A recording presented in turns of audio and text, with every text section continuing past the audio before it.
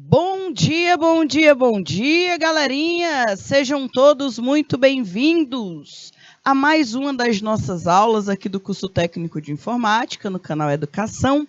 É uma grande alegria estar com todos vocês nesta manhã de quinta-feira. Nós teremos aí uma jornada, tá? Hoje nós daremos continuidade ao nosso conteúdo da disciplina de Sistemas Operacionais, mais conhecida aí como SO, tá bom? Hoje, pessoal, nós iremos continuar falando sobre a classificação dos sistemas operacionais.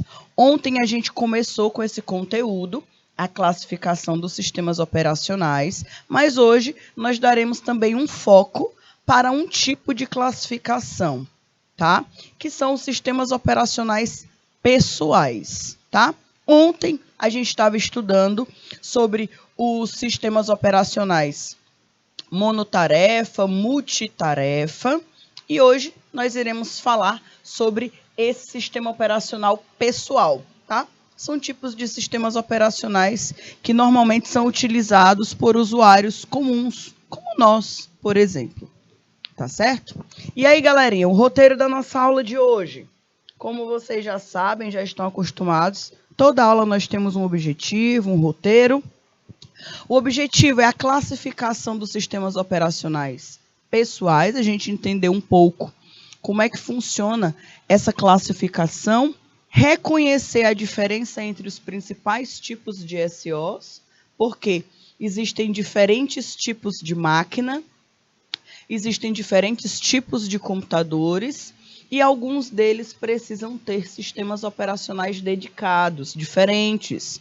Tá? Então, a gente precisa reconhecer a diferença entre eles. E também nós precisamos identificar os sistemas operacionais através de computadores pessoais. Tá? E aí nós teremos as questões sobre o assunto para nós discutirmos. E aí, galerinha, para a gente voltar só um pouquinho na aula de ontem, para não gerar dúvida, né, para a gente sair daqui compreendendo melhor o conteúdo, eu até tinha conversado com vocês ontem que eu tinha deixado uma tarefinha de casa, né? Eu deixei uma tarefinha de casa para vocês, um desafio, para vocês pesquisarem sobre o MS-DOS. Ainda fica a tarefinha, tá? Vocês podem ainda terminar durante essa semana e na semana que vem, os alunos que já tiverem pesquisado, que quiserem me enviar pelo WhatsApp ou que quiserem compartilhar com a gente um pouco sobre o que aprenderam sobre o MS-DOS, podem colocar no chat. Essa tarefinha eu vou cobrar só na semana que vem, tá bom? E eu pedi para vocês ontem também, para vocês criarem tipo como se fosse uma estrutura de uma árvore. Uma estrutura de uma árvore, um fluxograma, que ajudasse vocês a visualizar melhor a divisão dos sistemas operacionais, tá? Então, nós temos o sistema operacional lá em cima, o SO.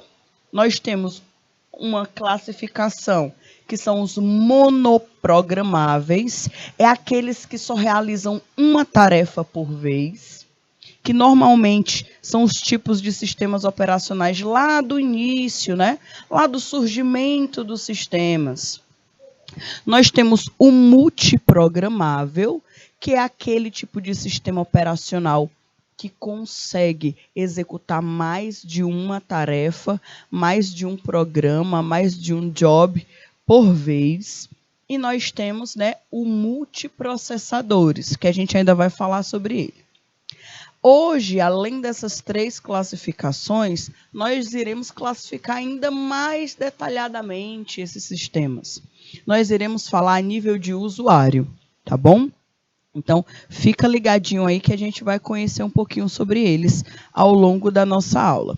E aí, pessoal, para relembrar vocês, né? Qual a diferença entre o sistema multiprogramável, tá? E o multitarefa? Olha aqui. Pessoal, um sistema multiprogramável, vários programas podem utilizar o mesmo recurso, tá? O mesmo recurso, eles podem utilizar o mesmo recurso. Deixa eu pegar aqui a canetinha. Podem utilizar o mesmo recurso. Ou seja, vários programas podem estar solicitando a CPU da máquina, que é o processador, ou eles podem estar utilizando a memória. O multitarefa, ele permite ao usuário editar textos, imprimir arquivos, ou seja, várias tarefas ao mesmo tempo. Então, várias tarefas podem ser realizadas ao mesmo tempo, tá? São parecidos, mas são diferentes. E aí, galerinha, essa daqui era uma das classificações que nós estávamos falando ontem sobre os sistemas operacionais multiprogramáveis, que eles também se classificam em sistemas operacionais em lote, que normalmente eles eram utilizados nos primeiros computadores que surgiram aí a mudança, tá? Que surgiram a mudança entre o monoprogramável para o multiprogramável. Quando teve essa mudança do mono para o multiprogramável, esses primeiros sistemas, eles funcionavam em lote. Eram aqueles que ontem eu expliquei para vocês que o usuário não podia interromper o processo, que eram em fitas, que acontecia a passagem dessa programação. Com o passar do tempo, a palavra bash passou a designar um processo onde o usuário não interage com o seu programa. Então, uma característica desse tipo de sistema BF, é que o usuário não consegue interagir ainda com o programa, com o SO, tá? Todas as entradas e as saídas, de alguma forma, elas eram realizadas através da memória secundária da máquina. É outra característica desse tipo de sistema. Exemplos que utilizavam essas aplicações. O problemas envolvendo cálculos numéricos, compilações, backups, todos esses tipos de atividades eram realizadas por esse sistema. O SO em lote, eles eram utilizados por terminais de máquinas bem grandes, tá? De grande porte. Eram máquinas bem grandes, eram muito diferentes das que nós temos hoje em dia, que reuniam um lote de programas para enviar para execução. Então, eles juntavam vários comandos para enviar para a máquina executar de uma única vez. E aí, mais uma vez, relembrando, esse tipo de sistema operacional, o usuário não conseguia interromper a tarefa, tá? Quando ele começava, ele precisava finalizar. Com o passar do tempo, a palavra bash passou a designar um processo onde o usuário não interage com o programa. Todas essas entradas e as saídas, elas são implementadas pela memória secundária. E aí, pessoal, aqui nós temos um exemplo aqui do ladinho de alguns tipos de aplicações que podem ser realizados através do sistema em lote, tá? Vou colocar até aqui, ó, barra, né, lote, que ele é muito conhecido também por lote, tá? E aqui, pessoal, nós temos o quê? Nós temos vários cartões perfurados. Esses cartões perfurados, eles eram enviados para o processamento, tá? E eram enviados para uma fita de entrada. Então, quem executava essa informação era a fita. Por isso que não tinha condição aí de parar o funcionamento, tá? E aí nós realizávamos, os programadores realizavam cálculos numéricos, compilações, backups e muitas outras operações. Aí nós temos o tipo de sistema operacional em tempo compartilhado. A gente conversou ontem também sobre ele, que permite que diversos programas sejam executados a partir da divisão de tempo do processador. São aqueles que eu falei para vocês que o processador libera um tempo para ele executar. Aí o programa usa todo o tempo que o processador liberou para ele e fala, processador, eu não consegui terminar ainda a execução. falta tempo.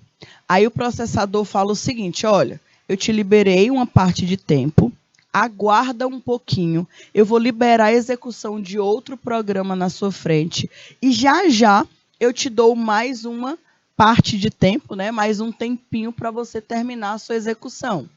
Aí vem um outro programa, depois o processador dá mais um tempinho, aí ele vai e executa. Se com aquele tempo que o processador deu para ele a mais, ele termina a execução, show de bola.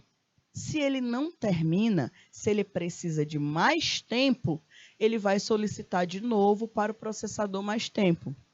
Aí o processador fala, você ainda precisa de mais tempo? Aí ele vai falar, preciso. Aí o processador mais uma vez fala, aguarda mais um pouquinho, espera mais um pouquinho, eu vou liberar outro processo na sua frente, eu vou liberar outra tarefa na sua frente e já já eu volto para te dar mais tempo, até ele terminar a tarefa. Então, os sistemas operacionais que utilizam tempo compartilhado, o processador precisa ter esse controle de gerenciamento de tempo, para dar um tempinho para cada processo, para todo mundo tentar funcionar e executar suas atividades, certo? Já isso aqui é tudo no tempo compartilhado. O usuário ele interage com o sistema, já consegue interagir com o sistema através de comandos e o sistema responde em poucos segundos. Observem isso aqui. O sistema ele obedece, ele responde, ele dá um retorno em poucos segundos. A gente não está falando coisa de minuto e nem de hora. A gente está falando de segundos, que normalmente a gente acha que é bem rápido, né? Mas essa característica aqui é uma das principais diferenças entre esse tipo de sistema operacional, que é o de tempo compartilhado, para o sistema operacional de tempo real, tá bom? O de tempo real, ele tem uma principal diferença, que o sistema, ele responde automaticamente, quase, tá? Para os nossos olhos é praticamente automaticamente. Ainda falando aqui do tempo compartilhado, ele permite que diversos programas sejam executados a partir da divisão de tempo do processador em pequenos intervalos, denominados aí fatias de tempo, tá? Então, cada processo, cada programa que necessitar do processador, ele vai ter uma fatia de tempo. Essa fatia de tempo, o processador que determina de acordo com a quantidade de tempo que ele acha que é correto para cada tipo de atividade. Lembrando, se aquele tempo que o processador deu para o programa não for o suficiente, o programa vai solicitar mais tempo para finalizar a sua atividade. Caso a fatia de tempo seja insuficiente para a conclusão do programa, o programa interrompido pelo SO é substituído por outro, enquanto isso, ele aguarda por uma nova fatia de tempo, como eu expliquei para vocês anteriormente, certo? Permitem aí a interação. Então, esse tipo de sistema, ele permite a interação com o usuário, diferente do de lote. O sistema operacional em lote, ele não possibilita. Começou, tem que terminar. Esse aqui não. Esse aqui ele permite que o usuário interaja, tá?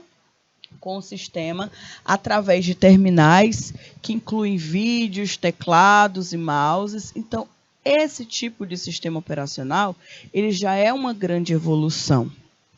Já tem uma grande mudança dos outros anteriores, que eu expliquei para vocês, que o usuário não tinha retorno, que o usuário não conseguia interromper, que o usuário não conseguia interagir.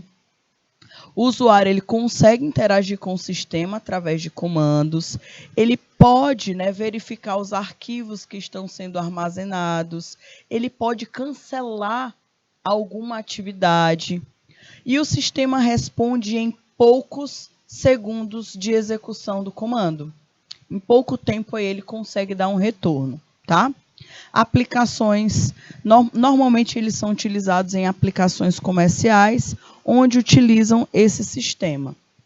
E aí, galerinha, nós temos o tal do sistema operacional em tempo real. Esse aqui foi um dos sistemas que eu falei para vocês ontem, onde existem muitas aplicações que não podem esperar, não dá para esperar, como é o exemplo de uma aeronave que está voando, né? Que está aí na área de voo, e ela precisa sempre ter um retorno da central de comando para saber se aquele tráfego aéreo é seguro.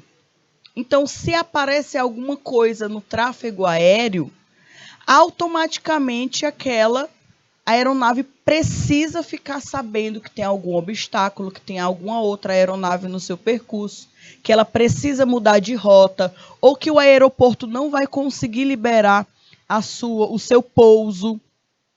Tudo isso precisa ser realizado muito rápido. Então, esse tipo de sistema operacional em tempo real, normalmente eles são utilizados em bases aéreas, tá? Não dá para ficar perdendo tempo. O tempo é crucial. O tempo é essencial para um bom retorno, como também é o caso dos carros automáticos. Carros autônomos, né? Não automáticos, autônomos, como o Tesla, né? O grande exemplo aí dos carros futuristas, que é o Tesla, onde ele consegue como se fosse prever, né? Ele é tão rápido, ele calcula tão rápido as situações, que ele é como se ele conseguisse prever que vai ter um obstáculo na frente do carro. Mas lógico, né? Ele não é a massa sensitiva. Ele não prevê as coisas. Ele, através de cálculos matemáticos, de sensoriamento, ele consegue analisar o ambiente ao seu redor. E por ter um sistema operacional de tempo real, ok? Ele consegue dar informações quase que futuristas, né? Quase que imaginando aí o futuro, tentando enxergar o futuro. Então é tão rápido, que é quase que fosse como se fosse automático, tá bom? Então, galerinha, eles são implementados de forma semelhante os sistemas operacionais de tempo real. São semelhantes ao sistema de tempo compartilhado. São semelhantes só, não são iguais. Por quê? A principal diferença é que o sistema operacional de tempo real, ele não tem essa tal de fatia do tempo. Não dá para ter a fatia de tempo, não dá. O programa ele tem que ter o tempo que ele necessitar, ele tem livre no processador. É como se fosse um programa prioritário, que ele precisa ficar no processador o tempo que for necessário. Enquanto ele estiver executando, ele precisa estar disponível. O processador precisa estar disponível para ele. O programa, ele utiliza o processador o tempo que for necessário ou até que apareça outro mais prioritário. Então, galerinha, aqui não existe esse negócio de, eu vou te dar 10 segundos de processamento. Não, não existe isso. Aqui, o processador, ele deixa aberto para o programa. Ele vai utilizar o tempo que for necessário. Só vai ser interrompido se tiver uma atividade mais prioritária do que ele. Sistemas presentes em aplicações, por exemplo, de controle de processos. Todos os controles, tudo que é automatizado, que o tempo é essencial para ter um bom retorno, normalmente são utilizados sistemas operacionais de tempo real. Lembrando que esses tipos de sistemas operacionais de tempo real, eles têm uma implementação mais complexa. Tá bom? Olha aí alguns exemplos. Monitoramentos de refinaria de petróleo, controle de tráfego aéreo, que foi o exemplo que eu dei para vocês agora há pouco, controle de usinas termoelétricas e nucleares e qualquer aplicação onde o tempo de resposta é um fator fundamental. Tá? Então, não tem como se esquivar dessa realidade. É de extrema importância que o tempo aqui ele seja um fator primordial para um bom funcionamento daquele mecanismo. Então, já imaginaram uma usina termoelétrica? Ela acabou de ter um valor, né, um dado que é super importante para a segurança de toda a usina.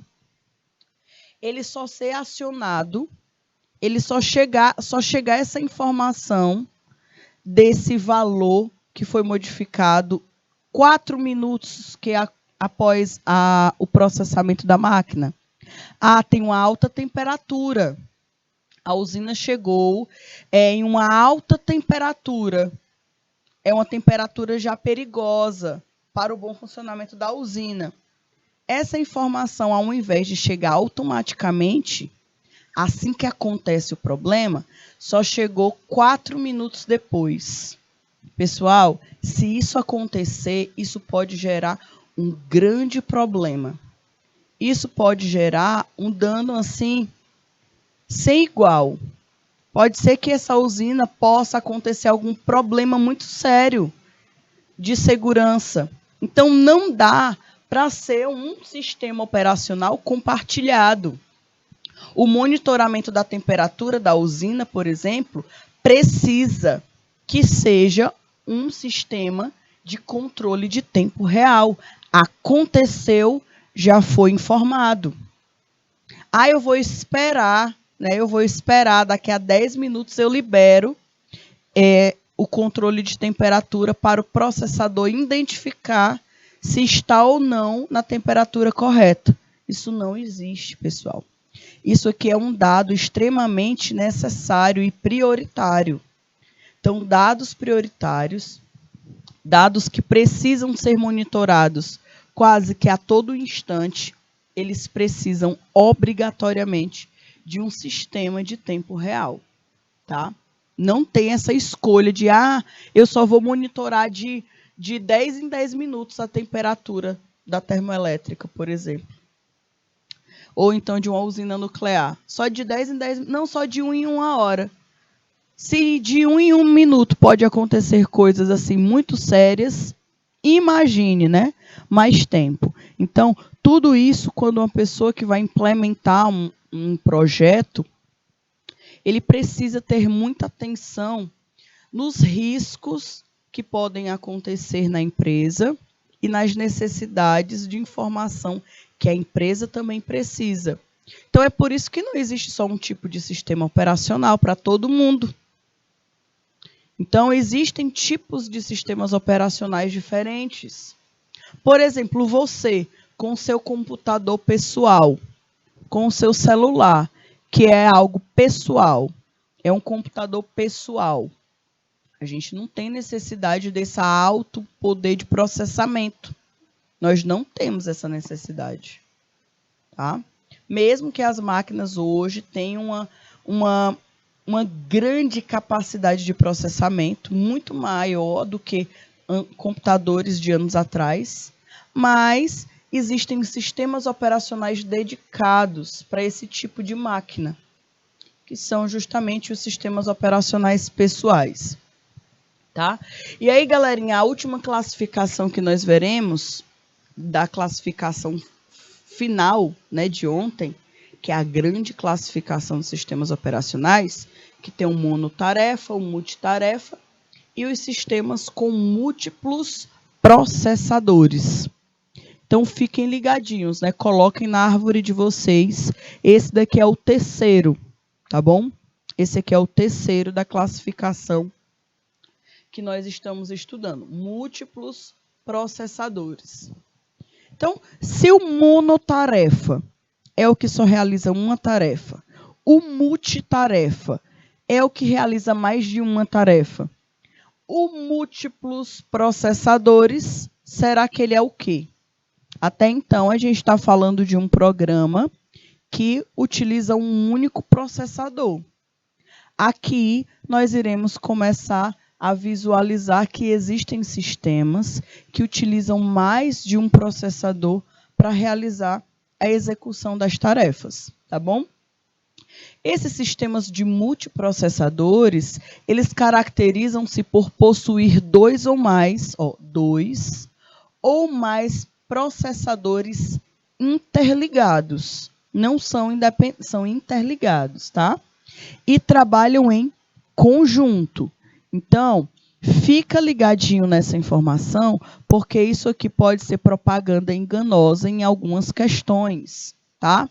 Algumas questões podem perguntar para vocês: o sistema operacional com múltiplos processadores são aqueles sistemas operacionais que têm mais de um processador que realizam ações de forma independente, que um não compartilha, né, a informação com o outro. Pessoal, não existe isso. Os sistemas operacionais com múltiplos processadores, eles precisam estar interligados. Eles precisam trabalhar em conjunto, porque quando um não suporta, o outro já vai e apara, né?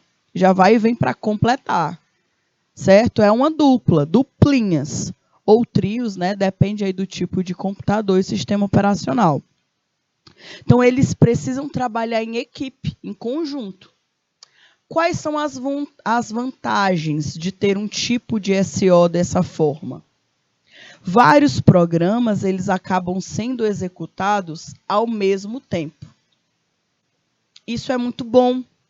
Quando nós temos vários programas sendo executados ao mesmo tempo, qual é o benefício que isso traz para a máquina? Me ajudem aí. Qual é o benefício que traz para a máquina quando esse tipo de ação acontece? Quando vários programas são executados ao mesmo tempo. Olha aí, outra característica. Mesmo o programa subdividido em partes para serem executadas simultaneamente em mais de um processador. Ou seja, um único programa bem grandão, ele pode ser dividido em pequenas partes para que cada uma dessas partes seja executado por um processador, facilitando aí, o tempo de execução dessa tarefa, facilitando o tempo, menor tempo de execução. Possibilidade de implementação de aplicações voltadas para o processamento científico, como simulações, processamento de imagem, desenvolvimento aeroespacial. Então, todos esses exemplos aqui, principalmente processamento de imagem, né? Processamento de imagem é algo que precisa de um alto poder de processamento da máquina. Então, se você tem esse conjunto de processadores que trabalham em equipe, que trabalham em dupla muito bem, que consiga dividir e fazer mais de uma tarefa ao mesmo tempo, isso melhora o desempenho da máquina. Então, características. Quais são as características desse tipo de processador, né? Desse tipo de sistema operacional com múltiplos processadores? Primeiro ponto, ele tem multiprogramação. Ele tem escalabilidade, que é a capacidade, que é o poder computacional que o sistema tem de adicionar novos processadores. Outro ponto é a disponibilidade, que é a capacidade aí do sistema manter operações mesmo diante de falhas. Teve uma falha em uma parte do processador, mas tem outro, então continua a atividade. Balanceamento de carga, possibilidade de distribuir o processamento em diversos processadores. Por exemplo, sistemas com múltiplos processadores. É a classificação quanto à forma de comunicação entre eles. Nós temos aí o sistema fortemente acoplados e os sistemas fracamente acoplados. Então, galerinha, coloquem aí no caderno de vocês. Sistemas operacionais com múltiplos processadores são classificados de duas formas: fortemente acoplados e fracamente acoplados. Essa característica dessa classificação vocês precisam colocar na árvore de vocês, tá? Nós já visualizamos várias características várias classificações do multiprogramável. Nós temos agora mais duas classificações do tipo de sistema operacional de múltiplos processadores. Os sistemas fortemente acoplados, eles têm algumas características. Por exemplo, os processadores, eles acabam compartilhando uma única memória principal e são controlados por apenas um SO. Fortemente acoplados, todos os processadores compartilham uma única memória principal e são controlados apenas por um SO. Fica ligado nessa característica, tá bom? Já os sistemas fracamente acoplados, eles possuem 2 ou mais sistemas computacionais, normalmente independentes e são conectados através de rede, de comunicação, com processadores e memórias próprias. Então, aqui eles não compartilham nem memória, eles não compartilham processadores. Cada um deles tem um próprio, tá? Então, como tem mostrando aqui na imagem, eu vou voltar aqui no slide anterior, percebam. Aqui nós temos o quê? Aqui nós temos o sistema que esse processador utiliza essa memória. Esse processador aqui está utilizando essa mesma memória. Eles se comunicam com os mesmos, só tem dispositivos de entrada e saída diferentes, mas eles compartilham a mesma memória, por exemplo. Já aqui, no fracamente acoplado, cada processador tem em sua composição uma memória dedicada para ele. Uma memória e dispositivos de entrada e saída dedicados para cada um deles. Ok? Então, essa é a principal diferença. O sistema fortemente acoplado, ele utiliza a memória principal e é controlado por apenas um único SO. Todo mundo compartilha a mesma memória e é controlado pelo mesmo sistema. Aqui, no fracamente acoplado, cada um possui um processador, uma memória e dispositivos próprios, tá bom? Os sistemas fracamente acoplados, eles normalmente, permitem que um computador, que pode também ser visto lá em redes de computadores como host, tá? Talvez vocês já devem estar vendo isso. Eles acabam, permite que compartilhe seus recursos, como impressora, diretórios. Então, o fracamente acoplado, através dos sistemas operacionais de rede, ele possibilita que um computador compartilhe recursos com outros, usados aí em redes locais. Então, são muito utilizados esse tipo de sistema, o fracamente acoplado. Eles são utilizados normalmente em redes locais, como em estações de serviço, de impressão. Um exemplo de sistemas que utilizam esse segmento é o Windows 2000. E nós temos o Linux, que é um dos que vocês conhecem também, tá bom? São exemplos de sistemas que utilizam essa característica. Bom, os sistemas operacionais fracamente acoplados, eles também possuem sistemas operacionais distribuídos. que normalmente eles acabam escolhendo os detalhes dos computadores que estão ligados em rede, individuais, e passam a tratá-los como um conjunto único. Então, existem vários computadores que estão em rede e ele acaba considerando toda aquela estrutura como uma única estrutura, tá certo? Pessoal, essas características vocês podem estar se perguntando, é muita coisa, né?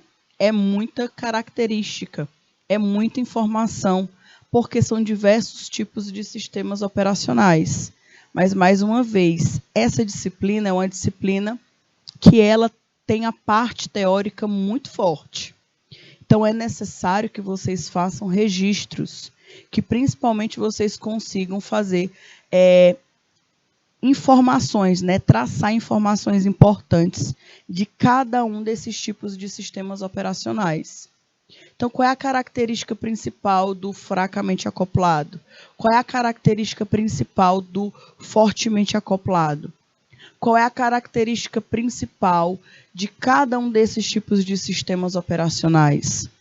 Então, você pode colocar no seu caderno somente as principais características, para te lembrar, tá? Para você se lembrar, quando você for estudar para fazer sua atividade, no final do módulo, você já conseguir pegar as principais informações que te ajudem, tá bom?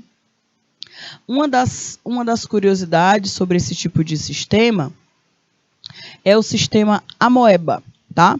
Que pode ser um sistema distribuído e que tem características muito peculiares. O cluster, ele é um sistema formado por um conjunto de computadores que utiliza um tipo especial de sistema operacional, classificado como sistemas distribuídos.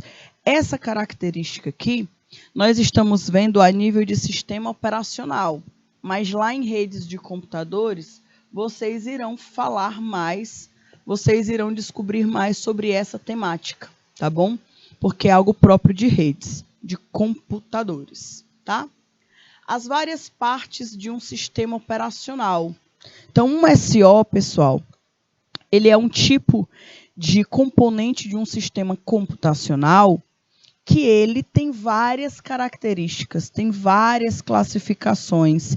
Existem sistemas operacionais de diversos tipos diferentes. Para cada tipo de máquina, para cada tipo de resposta que uma máquina precisa passar para aquela aplicação, vai ser escolhido um tipo de sistema operacional mais adequado. Tá? Então, um sistema operacional de um computador, que é usado por muitas pessoas ao mesmo tempo, ele é um sistema complexo. Ele é um sistema que o SO precisa gerenciar muito bem os usuários. Contém aí milhões de linhas de instruções escritas. Então, lembrando, um SO ele é um software que foi desenvolvido, que foi codificado, que uma pessoa ou várias e várias pessoas escreveram linha por linha de código para criar um sistema operacional. E aqui está falando que um SO pode chegar a ter milhões de linhas de instrução, milhões de linhas de código. Vejam aí o quanto de linha de código que foi necessário ser escrito para criar a lógica de um SO, né? Foi um conjunto de pessoas que trabalharam bastante para desenvolver todos esses programas. Para tornar os sistemas operacionais mais fáceis de serem escritos, eles são construídos por uma série de módulos. Então, quando uma empresa vai começar a criar um SO, ela não cria desadoidado o SO, não. Ela divide esse sistema operacional em vários blocos. Cada bloquinho daquele vai ser criado, né, por uma equipe, por um programador, por um conjunto de desenvolvedores. E aí, cada bloquinho desses, eles precisam se comunicar muito bem com os outros. Tá certo? E aí, pessoal, os módulos típicos em um grande SO multiusuários, tá?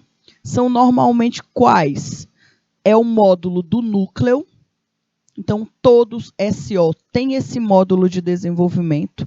Alguma equipe de programadores desenvolveu esse módulo do núcleo, também chamado de kernel, que também é conhecido como executivo.